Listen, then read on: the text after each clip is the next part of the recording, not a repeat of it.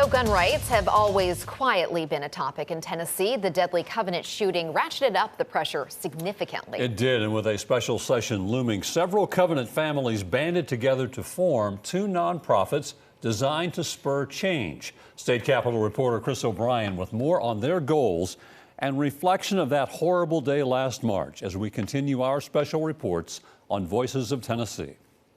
Every day since the Covenant shooting in March, the families impacted have had to completely reorient their lives. And one of the ways that our day-to-day lives has been changed is that he's still sleeping on a couch in our bedroom.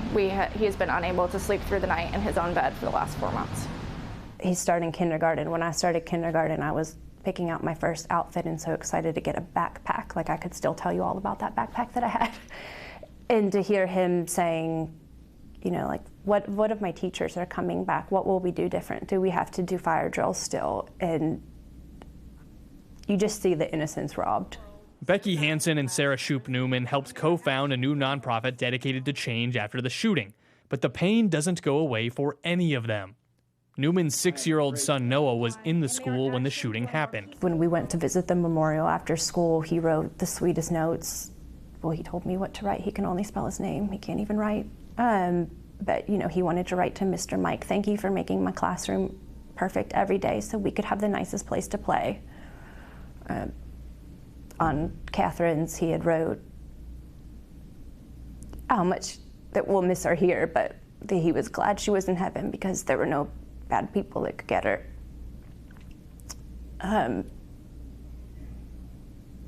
They often drive by a church that has 6 crosses on display to memorialize the 6 victims in the shooting. He was counting the crosses, and he said, you know, he said, I wish that there were 7.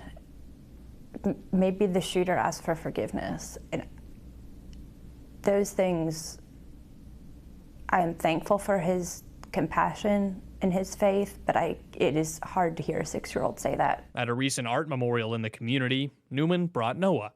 Kids were doing art, and she thought it'd be good to let him loose and feel a small sense of normalcy. He starts drawing, and the first picture he draws is a picture of a person carrying a large gun with an X over it, and he said, this is a bad guy, so this one shouldn't have it. And then he took another card and drew a casket, which is just really hard to see. Every example is a grim reminder that the kids involved are dealing with this in ways we can't even understand.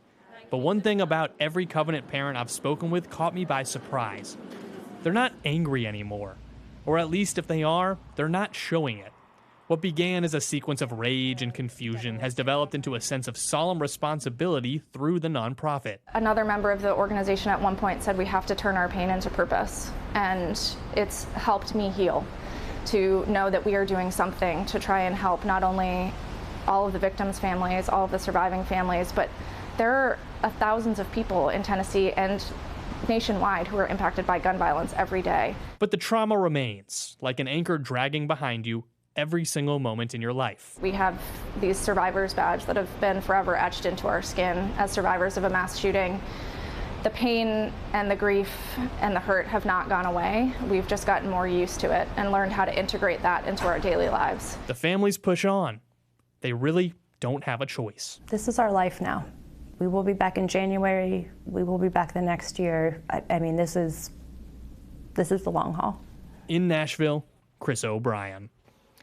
Now, Newman referring to January there because the regular session will start every year at the beginning of the year. This special session is starting on August 21st. And if you want to donate to the Covenant nonprofit, you can visit our website at WKRN.com for the CovenantBrightersTomorrow.org.